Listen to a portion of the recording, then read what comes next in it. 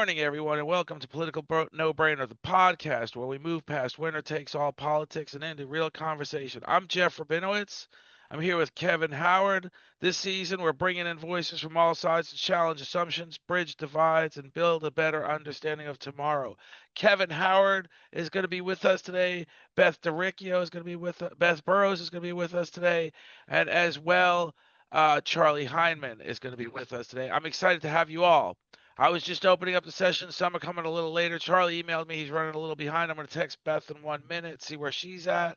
But me and Kevin started off as always. We were talking, and he had some great stuff. So, Kevin, jump in. Tell us about the book. Tell us about what you just told me. There's a movie deal potentially in the process, or even more so than potentially. Tell me what you were just telling me. It was real exciting. Thank you so much, Coach. It's such a great pleasure to be here with the audience and with you and Beth and Charlie when they arrive. Yeah, so my book is Onward at Last, and it was published by Atmosphere Press. Um, Originally in December 2022, but then I did a 2024 presidential election edition that was published in October of 2024. And the reason why I did that was because the what I was writing about in my book is something that I think most Americans can resonate with. Most Americans, no matter where they are in terms of their success level, um, recognize that there's something terribly wrong in our society. That things that the America that we grew up in, right, is not the America that we are living in today. And so but they're busy living their lives. They don't have time to figure out how did things go so wrong or why did they go so wrong because they're trying to live their lives. So the story of my book is to help people to recognize that that they actually are empowered to figure out what's going on without stopping their lives, and that it's essential for them to do so. And this is why most of us don't feel fulfilled in what we're doing. Most of us don't have a great sense of purpose about what we're doing. Most of us are on the grind and we do what we need to do to keep our lights on, to take care of ourselves and our family. But at the same time, life has to be about something more than just the grind, right? And so what the book talks about is it lays out a process by which we can find ourselves amidst a culture and a society that seems to be degrading before our eyes. And the importance of doing that is once we can find our feet, once we can find what is going on and why this makes sense and why are we doing what we're doing, right? Then this is the basis by which you could start building a life that actually leads to a sense of purpose and ultimately to a sense of fulfillment. So that's what the book is about. And so I've been doing your podcast and other podcasts around the country. I've been on NPR talking about this story, and essentially now we have a film project going, which is going to be a fictional adaptation that will be based on the themes of the book. And so, what are those core themes?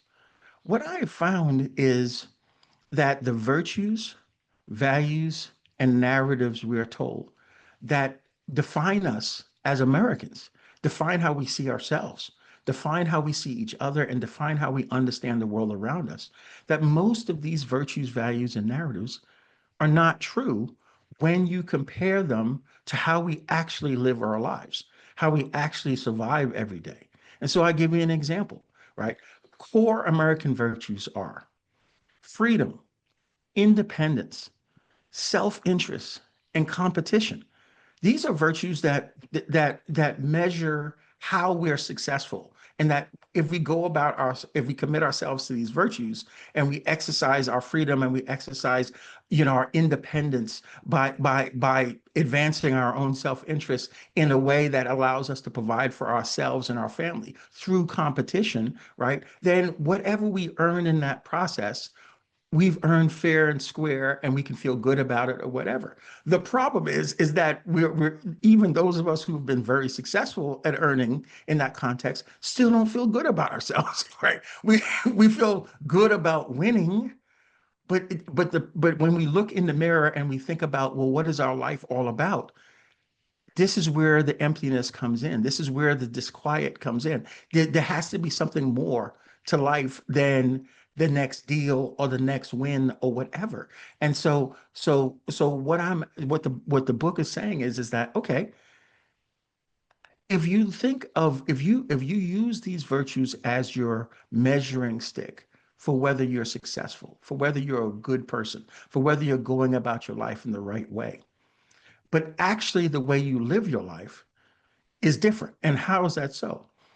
So take independence. Okay, to what extent is Elon Musk? So this is the ultimate. To what extent Elon is is the yardstick of it successful it it, it is Jeff Bezos? Pick any extreme billionaire, right? They're over the rainbow in the platinum bowl, right? Because that's the ultimate of financial freedom, right? Okay. To what extent are they independent, right? I mean, and when I say this is the reality is none of us, whether you are Jeff Bezos or whether you are just Kevin Howard living a middle class life, right? None of us live independently. And I mean, not in a normative sense or philosophical sense, just in an actual sense. I don't make the air that I breathe. I don't make the food that I eat. I don't make the water that I drink. I don't make the clothes that I'm wearing. I don't make the house that I live in. I don't make the bed that I sleep in, right? All of us live every day and thrive every day based on our own contributions. Yes, start there, but on the contributions of tens of thousands of people we will never know.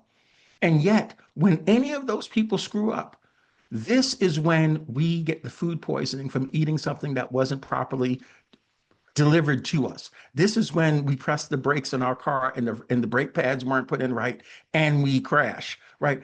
In other words, we live in a very interdependent way, right? And the problem is by aspiring to independence, by defining freedom as the ability to exercise your discretion without consideration of anyone else, right?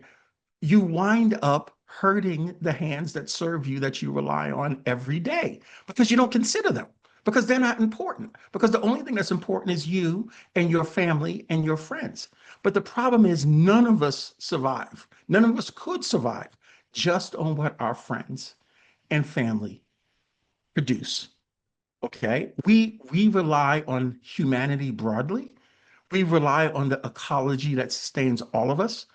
We are entirely a function of that. Now, that doesn't make us small. That doesn't make us insignificant. What it makes us is a part of something much bigger.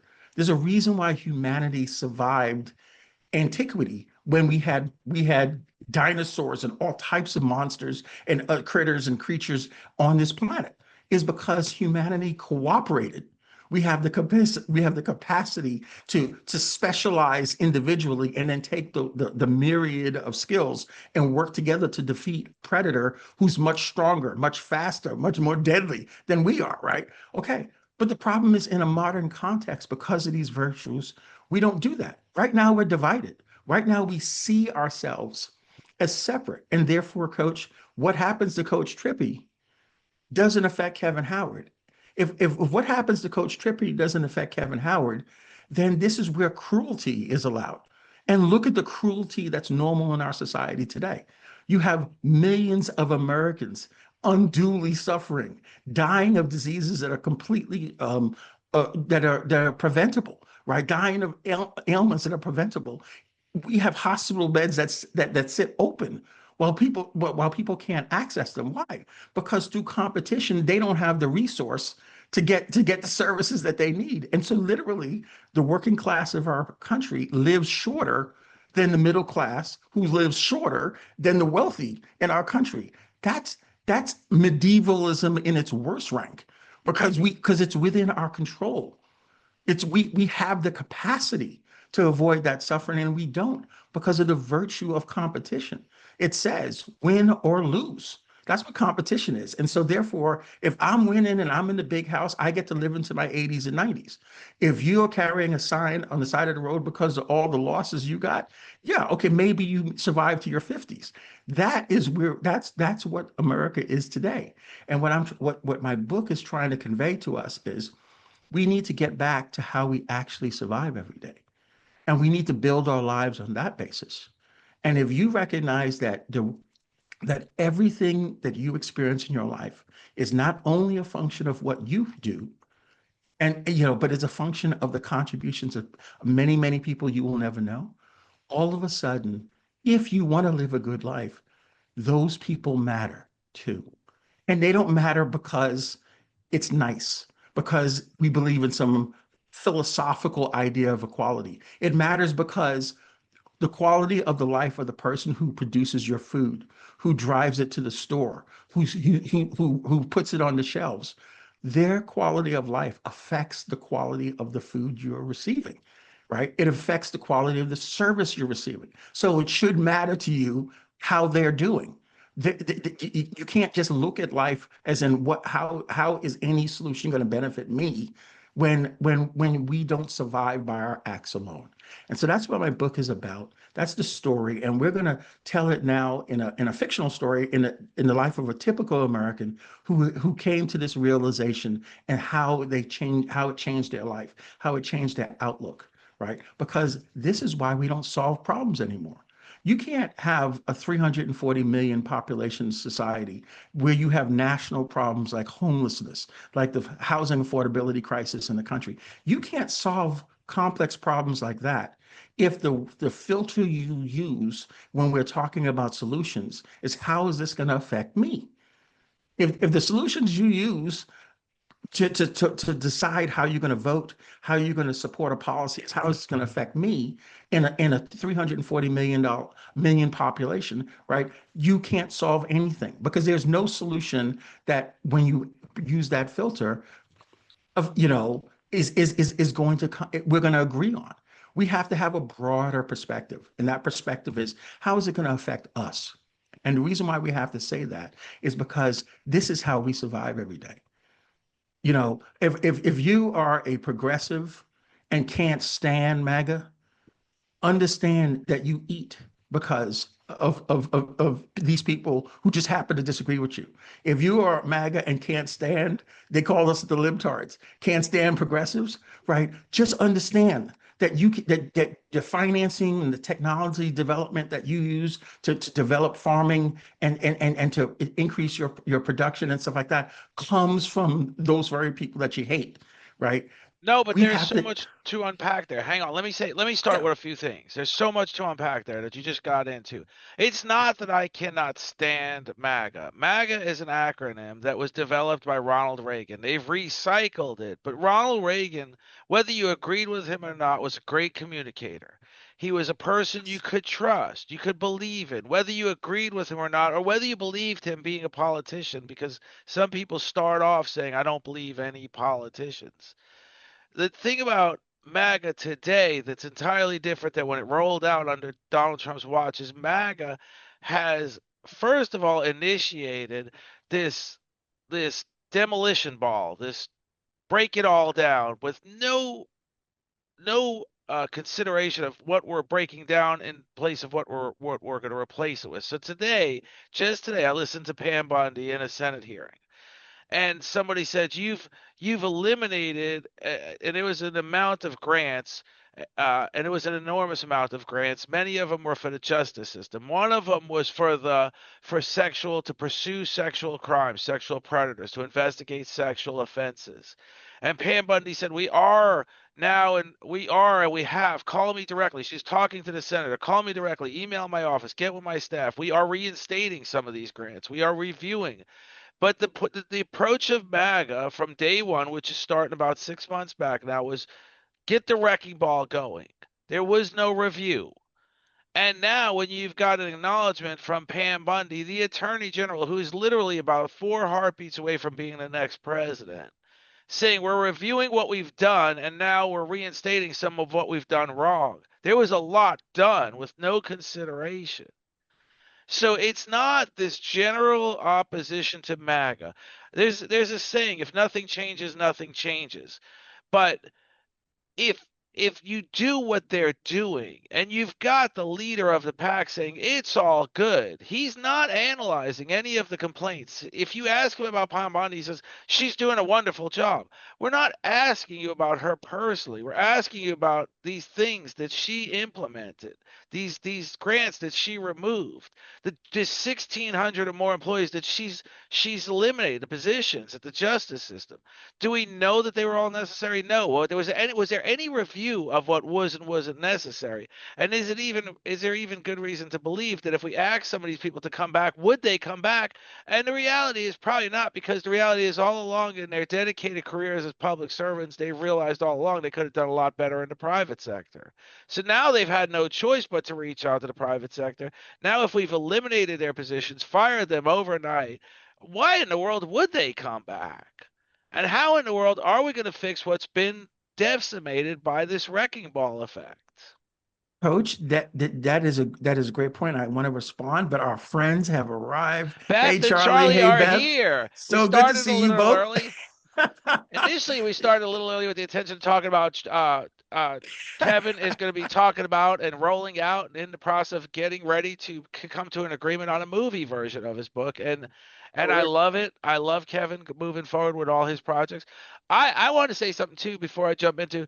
I think sometimes we talked, and Beth made the point too, that sometimes we interrupt each other. So we're rolling out. I am rolling out. It's going to be published on Political No Brainer. I call them Trip Talks. I've come to the realization I may never get invited to do a TED Talk, so I've created my own talks, and and I just did one on Iran, and it's going to be published, and I'm going to invite everybody. I'm going to continue to talk about it on the podcast. You can email me, and I'm going to open a Dropbox.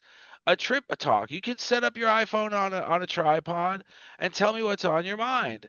And I did one on Iran. It's going to be up. I'm going to send it to you guys, of course, and let you look at it, let you think about doing your own. We're also rolling out another thing. It's going to be somewhere where we engage kids and have them tell us what's on their mind, whatever's on their mind. It may not be politics, and that's just fine. If what's on their mind is being the next great football player, I want to hear from them as well, because we have so much to offer, all of us, and so many more of us out there.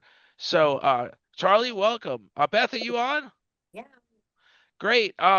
So guys, jump in. Tell us what you're thinking. I mean, we do this about every 3 weeks, and a lot happens. A lot more happens across the next 3 weeks than has ever been before. A lot of activities happening.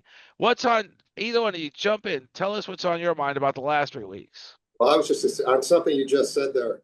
I would hope that politics are not the first thing on the mind of any kid. I agree. That's a sorry state of affairs, man. I mean, I hope not. it's great if they're knowledgeable and interested, but if that's like the first thing a kid's thinking about, I gotta talk about different things at the dinner table. I certainly hope we haven't gotten to that point, but there's no telling we're not inching closer and closer, because kids are hearing a lot these days from their parents Absolutely. beating each other up. Hey, Beth, what's going on with you? I'm at my dad, so I don't know if you guys hear much in the background, but he's having his own political discussion with his best friend in Maryland. So trying to keep it quiet, but they get pretty feisty as well. Indeed. No, understood. No, that's the good stuff. Well, just to jump back in real quick, Coach Trippy, the point you make good points. My book's point is not to be partisan. My book's point is to say the fact that we disagree, that as you characterize MAGA in terms of what they are doing or what they are supporting, right? The fact that we disagree with that, the fact that maybe it's not the right thing. There's nothing wrong with having those disagreements. It's when the fact that we disagree, right, obscures the fact that we need each other. I mean, this is the poison, in my opinion, that Ronald Reagan reintroduced into the political discourse. It used to be a part of American political discussion that good people can disagree, that good people can have a different point of view. It was Ronald Reagan, and this wasn't new. I mean, this goes all the way back in American politics. But it sometimes it skips a few generations, but Ronald Reagan introduced this idea that of the real American, the notion that if you don't abide by his point of view, his view of America, his view of what we should do as Americans, it's a question of your love of the country. And so the difference of opinion became good people versus bad people. People who love America versus who don't love America. People who love God versus who don't love God, right? As opposed to the fact that we simply disagree of what the role of government should be, or what the size of these agencies should be, or how we should spend our tax money. We can have that disagreement and still be Americans and still recognize that we all just want to take care of ourselves and our family, that we all need each other in order to be successful as a country, as a society, as a humanity, right? That's my point, is that the vitriol is that now red or blue, MAGA or progressive and stuff like that, there is contempt. There is a lack of understanding of the humanity of the other side. And so we have names for this, whether it's Hillary talking about the deplorables, or whether it's MAGA Nation talking about the libtards.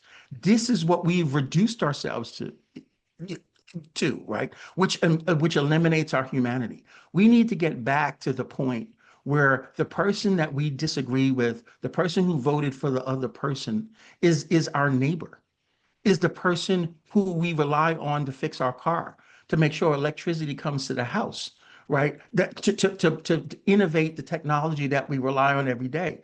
These are the people we're disagreeing with and getting to the point where we don't trust them anymore, or we hate them, or if they were on the side of the road and they needed help, we'd keep on driving. Yeah, the very people we rely on every day. And so that's what my book is trying to focus on. Can we remember the fact that we actually live interdependently? None I of us. absolutely agree with you. And the fact that you say it's cyclical, what's different about this cycle, obviously, is technology, right? It amplifies what has always been somewhat of a problem, but now in a way that it's exponential and it's all pervasive, and especially with younger people who are spend so much time on the screen, and it's so easily for them to be inundated with either side, with no fact checking, with no parent there, a lot of times, to help them, understand what may be honest and what may be dishonest, and that's what even that article I shared with you all about Kurt Vonnegut and the bomb. Actually, a big piece of that was about that, is how technology has had us start looking in different directions than we really have in the past. And how do you cure that? I don't know. I really sympathize with parents. I can't imagine how difficult that is. It's easy for me, not being a parent, to say, well, I don't think they should not be doing social media to at least 16. I think that's a great idea.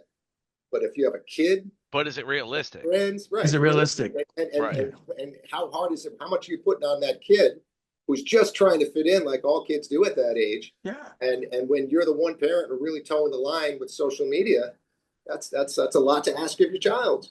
So like I said, I have great concern, but I also have great sympathy for people having to raise kids in this environment. Well, it's not easy, and I can tell you I am raising kids. I will tell you this, though. It's not just social media. Social media is an important outlet. CNN went to 24-hour news years ago. You used to see the stories all the time. And what CNN really did was it turned news into entertainment. So it started long before social media. What I always said about it was when I always use I guess you would say the analogy, the reason Vietnam was such an unpopular war was because it was the first time war was televised. So what we saw was the destruction and the devastation of innocent people and villages burning and babies burning in those villages. Whereas when CNN started producing video of the Iraq war, for example, what you saw was this bomb perfectly sliding down this chimney to take this building out. That was the building we intended to take out. That was the Iraqi information center. That was the Iraqi bomb manufacturing facility. What we didn't see is it was right in the middle of some area, the bricks flying, and a brick flew and killed a baby. We didn't see that. So social media and the degradation of news media integrity has, but we've also got an issue, a giant issue. So the other day I'm watching Pete Hegseth talk about, he's literally expounding on TDS, Trump derangement syndrome. He's talking about the Iran mission. We can't acknowledge Trump as this great presidential success story. He bombed Iran's 3 nuclear facilities. And no one knows how hard the pilots worked. No one realizes it was a 32-hour flight. Well, I did realize. I also realized the plane had a small college dorm fridge in the cockpit. It had a bathroom. I knew a lot about the mission. I knew about a lot about the bunker busting bombs. But all I asked is okay, thank you for saying the mission is a success. What is the real assessment? Okay, did we take out the facilities? But there's been actual intelligence saying they were ushering out bomb-grade plutonium before we took out the facilities. They have the materials to make bombs. Have we made the situation better or worse? And people are arguing the point that we're just against Trump when we ask these questions. And that's an issue. I'm not against MAGA. I'm not against Trump.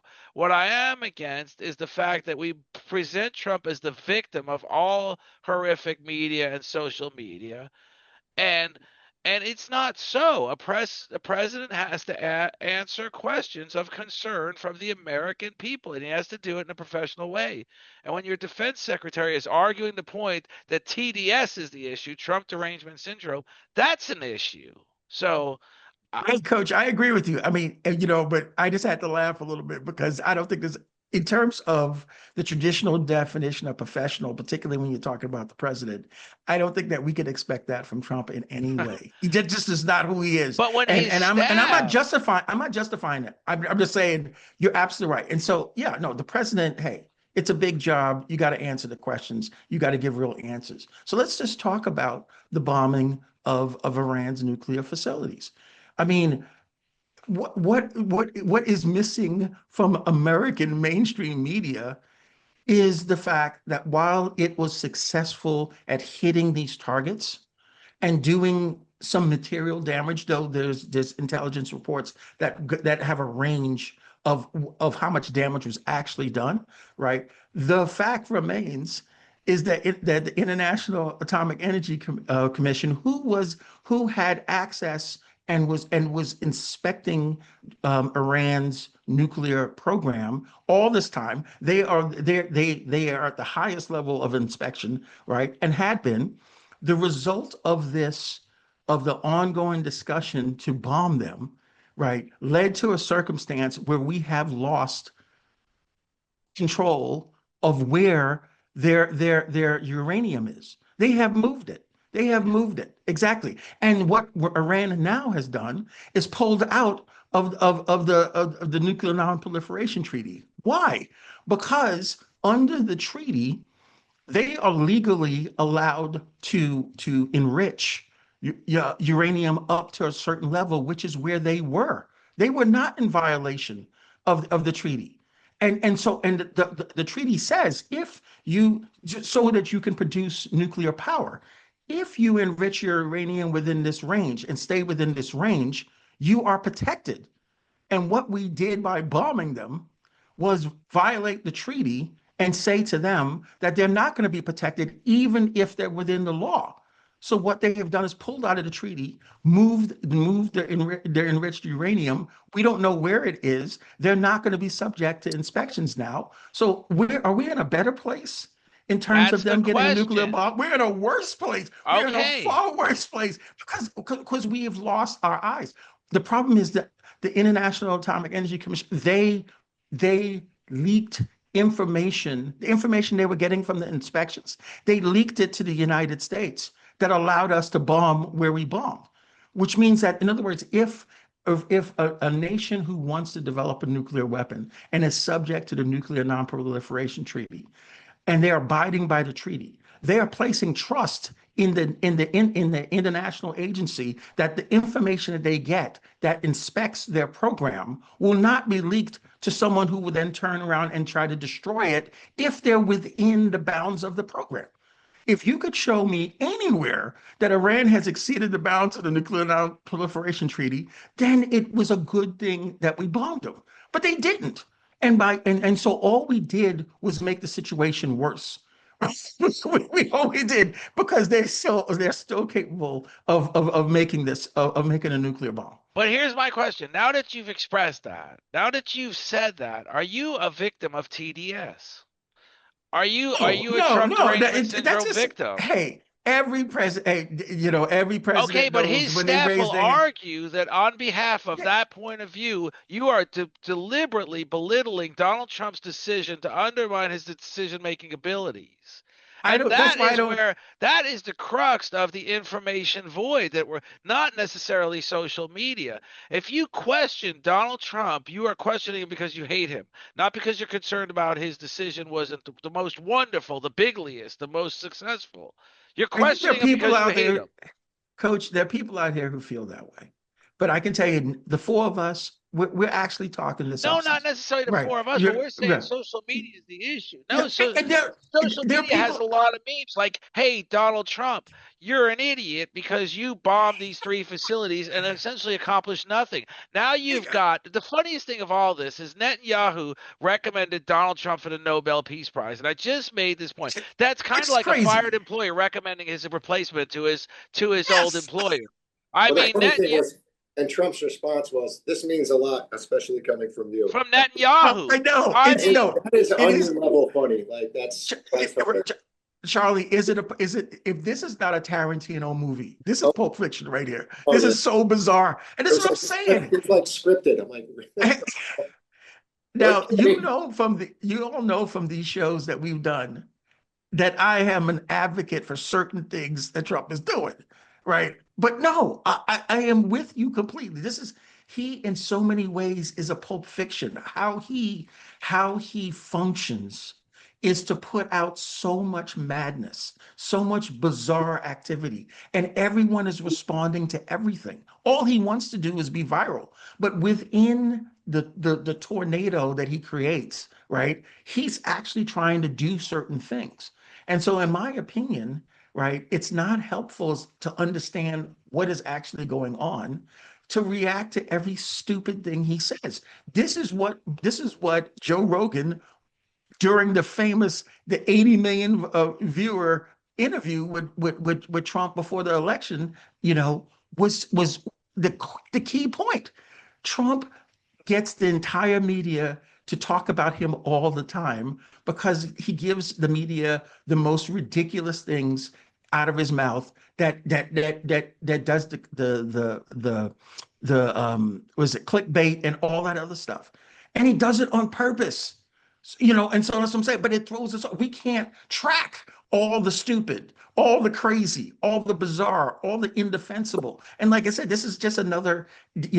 And so I would hope that we would not react to Hegseth coming up with a ridiculous rationalization when his own boss creates these problems in the first place. Again, if he acted professionally, if he only said things that made sense, if he only said things that were verifiably true, he would start to be like more politicians and stuff like that, and there wouldn't be all this energy. But unfortunately, that's not who he is. He's a carnival barker. He does it on purpose. This is how he throws everyone off the trail of, well, what is he actually trying to accomplish?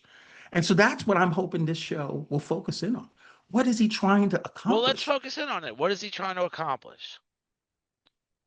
Well, and to understand, in my view, what he's trying to accomplish, it starts with how did he get here? How did we elect him in the first place? He's okay. We have had a degradation of the economic opportunities of the American middle class and the American working class for the last 30 years. I mean, to go back to America and what America was like for a working class person in 1989, right? You can't recognize it today. In that 30-year period, we have deindustrialized the country. When we went to globalization and moved our manufacturing and production capacity to various third world, lower cost labor markets, thinning out the textile industry, thinning out the manufacturing industry in the United States, right? Instead of taking the people who worked in those industries historically and training them up for what good jobs were still available, technology, the trades, all types of things. No, we left them to try to find a new life in the service industry, because that's all that's left. Office Depot, retail, all, right? And those things earn far Hospitality. less. Yeah, hospitality. Those things earn far less. And so if you look at the economic condition of 60% of the country, it is dire. The Federal Reserve said that 60% of the country cannot afford a $1,000 unexpected expense. Okay, so you have a disenfranchised American middle class who no longer could afford to buy a house in most American cities, right? Let alone the working class, who far can't. The working class used to be able to buy a house. They can't even dream about that. And so you have a disaffected, disenfranchised American working class and American middle class who voted for Trump. Why? Because the economics that we have set up over the last 30 years have left them behind. So what do they want? They want a dismantling of the federal government who created the economic policy, right, that created that. And that's what he's doing. If we don't have to debate. I think we all agree he is trying to dismantle the federal government, dismantle the Department of Education. The thousands of firings, all that other stuff. Yeah. And it's having disastrous effect in many ways. I don't differ with that, but that's why they're doing it. This has become a Janet Joplin lyric. Freedom is just a word for nothing left to lose to many people. And so if you want to speak to that, we need to get back to an America where the priority is rebuilding the American middle class, right? If we can get back to that America, right, then that's something that people will buy into. That's something that people will then support their government in doing, right? But that's not what we have done for 30 years. And quite frankly, the Democratic Party is at the center of that universe. So, if the Democratic Party was the party of working people like they historically were, we would not be here. Instead, the Democratic Party is the party of Wall Street. It's the party of the professional class. It's the party of the educated class. And they've forgotten about working people. And that's why MAGA is MAGA, right? And so this is, tell me, Charlie, Beth, do you differ with the fact that the middle class of the country and the working class of the country has been left behind in the last 30 years? No, not at all. I just differ. I mean, I know, I agree. And I do think that's why he was elected. I disagree with the idea that that's his personal mission. I don't think, I genuinely don't believe that's it. I think his is really just about getting elected. And I feel like he stumbled onto that and it fit. And it fit in a lot of ways with his personality, and that's why he's been successful. But then again, you look at the big beautiful bill. I mean, we're talking about helping the working class and middle class. This is the highest redistribution of wealth upwardly ever, without, and as we came to a point, without far less than reducing the debt, blowing it up even more.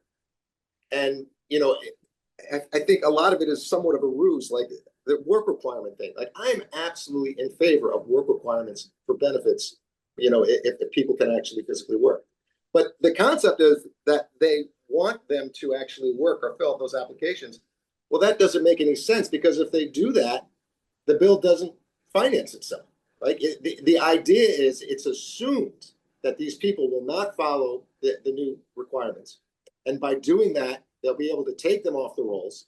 And that's how the bill is budgeted. So when I see a politician say, no, I want them to get out there, no, you don't. No, absolutely you don't. You want them off. You want them off the rolls. Right. You can't say that. So, no. So it's hidden. And then when people question it, they're like, oh, look at you. You just think people should sit on the couch. And I'm like, no, absolutely not. I think if it's a legitimate effort to make people responsible for their own lives and the benefits they receive, absolutely. The same thing with Medicare waste. My mom was a nurse for 40 years. She's telling me all the time the profound, horrible medical fraud was going on, but it was by the hospitals. It wasn't by the patients. It was by the administrators, the doctors, and just real bad stuff. Much more than what a group of individuals who think are gaming the system. I mean, there's obviously some waste there too. But I feel like we're always ignoring, in these questions, we're always ignoring the wealthy, the more powerful. You know, same thing with these ICE raids. I've yet to hear anything about the people who employed these illegal immigrants. Like, where are those? Where are those? You know, where are those results? You know, you know, I assume we'll see some of that, but you never hear about it. No, You know? it's not the employers, it's the people that are getting it. And there's so much to be said about that in and of itself. But Beth, go ahead for a minute. I believe we've lost on both sides the thought that most of us actually do believe the middle ground, where not the extremes, where people just want to sit around and not work and collect disability or collect Medicaid and SNAP and I don't think the majority of Americans believe that on either side, but because that's what we're told by Congress and our politicians in higher positions, that's what we spew out. That's what we regurgitate to the public, and I think that's what causes so much animosity between the sides. And you know what's funny about that? Like Charlie and Beth both said is if you want them off the rolls, just go back to when they took away the subsidy, the penalty for not having insurance. They took away the $300 a year penalty. The assertion was that we're going to have so many people drop off Obamacare that it's going to pay for this tax cut. And the enrollment increased. No one really cared about the penalty. It was the benefit of Obamacare. So government created a program that worked, but Republicans had an adamant opposition to the fact that it worked. And they tried ambushing it. And Democrats went along because they said if Obamacare fails miserably, we can then go ahead with universal health care, which so you're talking like Charlie said, do you really think people are just going to walk away from their welfare rolls because they have to suddenly start applying for jobs? Are they going to create fictitious applications and fictitious rejections to keep their welfare benefits? They just want people off the rolls, and I don't think they're going to get that many people off the rolls, and all they're doing is decimating the system in place. My point being, when I'm arriving at my point on this particular point is the wrecking ball approach. I do agree with you in some respects that we've lost good paying jobs, and there's some real rejection of our political system, and Donald Trump is allegedly that industry disruptor, that governing disruptor. So that's how his government disruption, his program disruption is only really hurting people. It's not going to get us back to big paying jobs. There's a lot of reasons. We keep making the onus on jobs going overseas. There's automation that has taken away very good paying jobs. There's literally, there was people working from home making $20 an hour punching in information. You call, you want to make a reservation, you ask you your name, your child's name, what excursions you want. Now you go on a website and you do it for free for the company. You do it yourself. Those people that were answering the phone from home, punching in your information, those jobs are gone. So the good paying jobs are not just an issue of them going overseas to India or China or wherever allegedly they've all gone over, Mexico, which is Donald Trump's campaign slogan. I'm going to bring these jobs back. I haven't heard a single job he's brought back, but all I know is he's laid off about, I don't know how many government employees. I don't know how many were important positions that he's already had to bring back. But if what's interesting too about that, you bring up the penalty back when there was a penalty for not having, that itself was a complete ruse. There was only one single mechanism for getting that money, and that was to go after your tax refund. So if you just adjusted your W-2, so you didn't get a refund, have a refund. That money, yep. There was apps, because I remember I researched it, and I was like, there must be some other thing that they can go at. No, they wouldn't. In no other way were they going to try to get that money. They weren't going to garnish wages. They weren't going to file civil suits. It was straight from your tax return, and if you didn't have one, you didn't have to pay the penalty. So I just found this hilarious because it was such a huge thing, and people would talk about it on both sides like it was this huge issue. And I remember thinking, I'm like, no, it's not. It's something you completely protect yourself from. But anyway, it's not around anymore, but that was just an aside. It's just, it's kind of like now the no taxes on tips, and servers are excited. And I'm like, it's a $25,000 additional standardized deduction. You may not even need the first $30,000 they're offering. You forget about an additional $25,000. You may not benefit a dime from this ludicrous position that you don't have to pay taxes on your tips. It's income. Well, and this too, Trippy, from working in the business, like the servers that are making a lot of money, they're not declaring that money. They're not They, declaring it. they get taxed on a percentage of their sales, and that's what they always. I never once been on the percentage of my sales because it was, it was never enough. It was enough so you basically didn't get your tiny little paycheck. That was it. Right. Yeah. So back to what Charlie had said originally, both great points, Charlie and Beth. I'm loving this conversation. In terms of Trump's motivation, I agree. I mean, Trump is a product of the patriarchy. I mean, this is a Wharton Business School guy. This is a silver spoon or platinum spoon person who got his start from his capital from his dad and stuff like that, and made his entry into the quote unquote billionaire class, right? So his background doesn't lend itself to the electorate that supports him. So what's the connection there? And the thing about it is, if you look at Trump's background in history, the thing about it is that where he used to make his money started in real estate development, where he was doing the development of these projects, right? He left that world in the 90s and he progressively moved towards the Trump brand.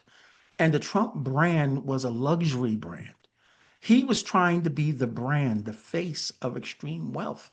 And the problem is extreme wealth can't stand him. They don't want him, his version of extreme wealth, to be the model of what they are, right? And so the problem with Trump and the ilk that he tries to swim with is they have never accepted him as one of their own. And so Trump has contempt for the new billionaire class, who primarily have driven their extreme wealth off of looting the treasury. I mean, this is what I'm talking about. If you look at what has happened to our federal debt from 1992 to today, 1992, the country was 216 years old and we had $4 trillion in debt. 33 years later, we have $37 trillion in debt. Okay. So where did the extra $33 trillion, who benefited from that? Because that debt is the government spending more money into the private sector than they're taking out of the private sector in taxes. So you can look to the private sector and say, who benefited? Every major economic analysis of the distribution of wealth and income in America has demonstrated that since the 1990s, early 1990s, since the 1980s, it's only the top 2% of the country who has improved their standing than where we were in 1980. Everyone else has fallen behind. And we have in the process created the wealthiest billionaire class ever. We didn't have Elon Musk level billionaires in the 70s. We didn't have that in the roaring 20s or in the 1800s. And so the Rockefellers and Mellons, none of them were that wealthy, right? And yet we have an American middle class now who can't afford to buy a house in an average American city, right? Okay, so this is wealth looting the treasury. That's who benefited from all the spending. If you take the $33 trillion and you say, let me invest in the American people, we would have an entirely different country. But that's not what happened. And so that's the first thing. Trump has contempt against the billionaires who now fund the Democratic Party. It goes back to the 80s. Right. He's old school. He's a different type of wealth. He didn't benefit from all the debt spending that we've been doing. Elon Musk had. And the thing too, even as gross as it was, the Gilded Age. So he is taken. So yeah. Well, I was just say that the thing that's different now as well is that even like something like Rockefeller, or like they were actually producing something, right? The people who make the most money right now, they don't do anything but move money around. They always win because they dominate it. It doesn't matter. Stocks go up, stocks go down. It's hedge funds. I mean, they win no matter what, and it doesn't matter who loses overall. So they're not even pulling oil out of the ground or building automobiles or anything. They're just riding on the work of everyone else. And it's clearer now than it ever has been. And I agree. And also with Trump, yeah, that goes back to his days, being the guy from Queens and and the elites never accepting him. Big part of that was his boorish behavior, which existed even back then. That's right. But he didn't understand that. He came up with other reasons. He never looked inward and saying, like, well, maybe it's because I act this way. It's the reason, and that's driven him to this day. Certainly drove him to run. And so that's what I'm saying. I mean, so that's his motivation. It just so happens he has a problem with his own class and and he's attacking how they made their money.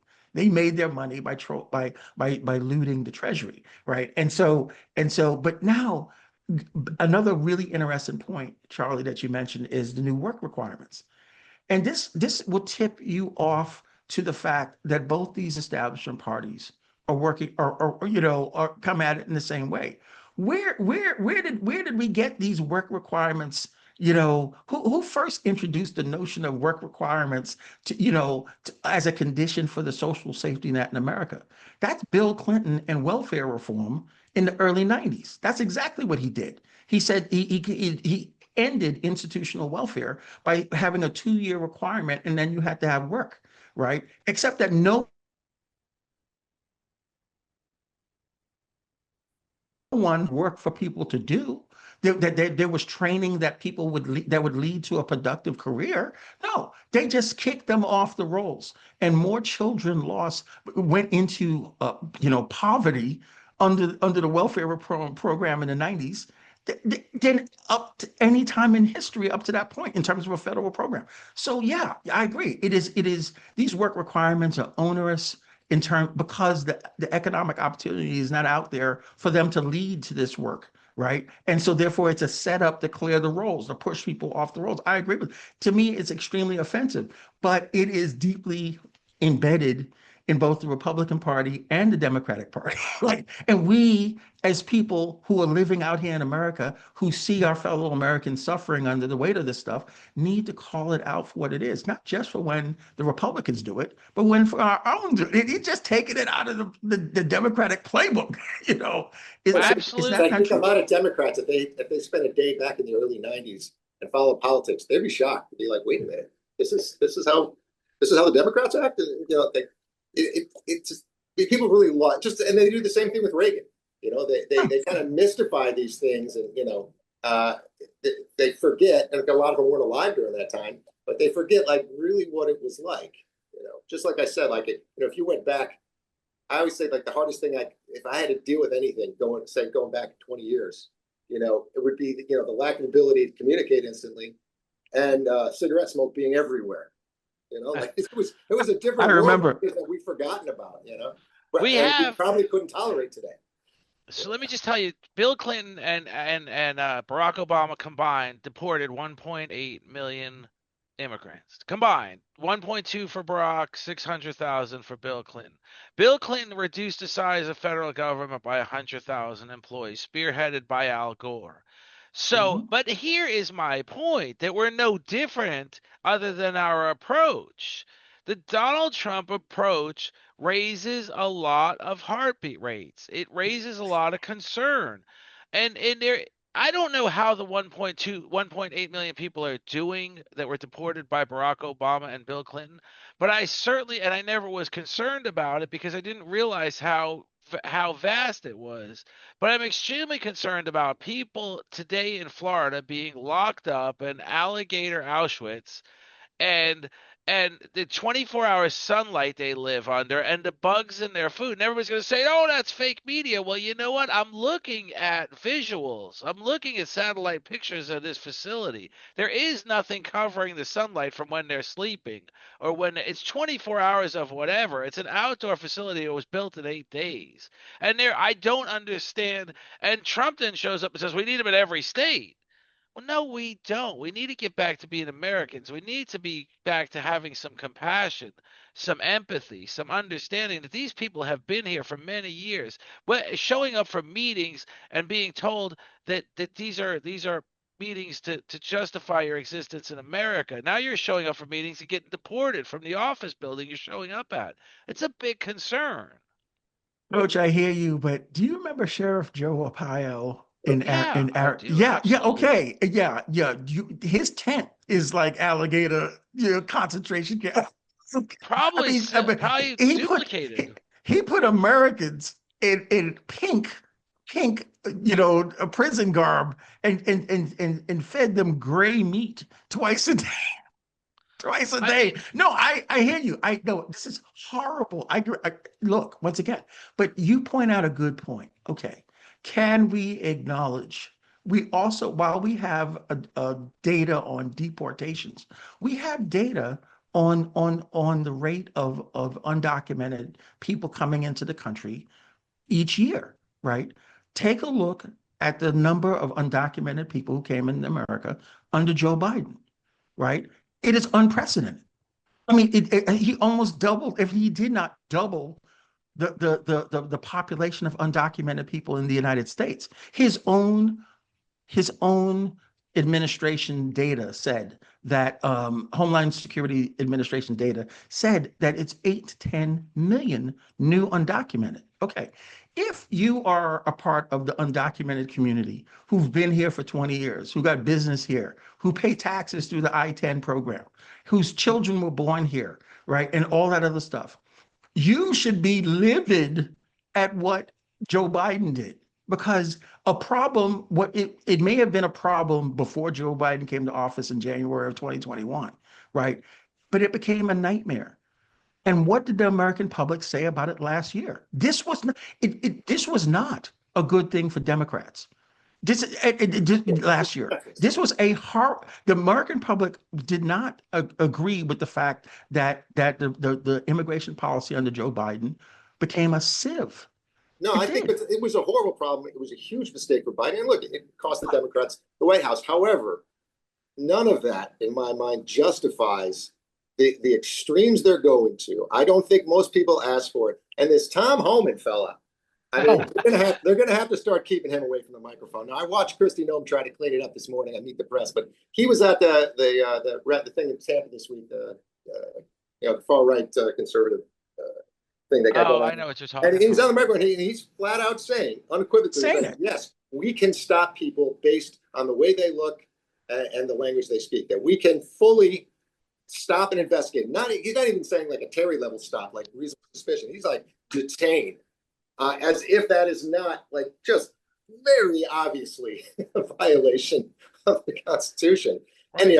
And then Noam tried to clean up this morning and said even funnier things like, no, our ICE agents are out there doing full investigations. Okay. No, they're not. They're doing exactly what Tom Homan said they're doing. That's exactly what it's just amazing that he actually got on a microphone and said it, because he just really doesn't understand, apparently, like what he's saying there, or just doesn't care. But I absolutely agree. I think it was a disaster what Biden allowed to happen. I didn't even realize it as much at the time, but you see this catch, what they call it catch and release, but really just letting so many people in. It's not so much that they wouldn't show up to some of the meetings, but like you knew their status was going to be unresolved for years and years to come. So you really were effectively just letting them in. But we are Americans with traditions that I think, the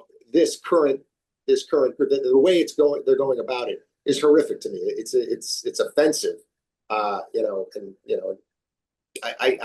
know where that goes. I hope there's enough of backlash from the general public that they at least become more responsible about the way they do it. And we will see. But one last thing before I get there, they always say there'll never be a third party. Isn't there already? Isn't MAGA its own party?